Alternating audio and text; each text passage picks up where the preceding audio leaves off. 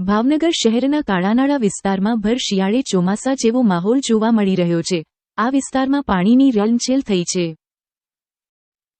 ભાવનગર શહેરમાં પાણીની તંગી હોય ત્યારે પાણી કાપ મૂકવામાં આવે છે, પરંતુ જ્યારે પાણીનો બેફામ વેડફાટ થતો હોય ત્યારે તેને બંધ કરવામાં મનપા આળસ કરી રહ્યું છે। ભાવનગર શહેરના કાળાનાળા વિસ્તારમાં ખાનગી કોન્ટ્રાક્ટર દ્વારા ખોદકામ કરતા 3 દિવસ પહેલા પાણીની મેઇન લાઇન તૂટી ગઈ છે, જેના કારણે આ વિસ્તારમાં પાણીની રેલમછેલ થઈ છે। ભર શિયાળે કાળાનાળા વિસ્તારમાં નદીઓ વહેતી થઈ હોય તેવા દ્રશ્યો સર્જાયા છે। જો કે એક બાજુ ખાનગી કોન્ટ્રાક્ટર પોતાની મનમાની કરી ગમે ત્યારે પાણીની લાઈનો તોડી નાખે છે, તો બીજી બાજુ મનપા દ્વારા પાણી બંધ નહીં કરો પાણીનો બેફામ વેડફાટ કરી રહ્યું છે। આમ આખરે ભોગવવાનું તો જનતાને જ છે।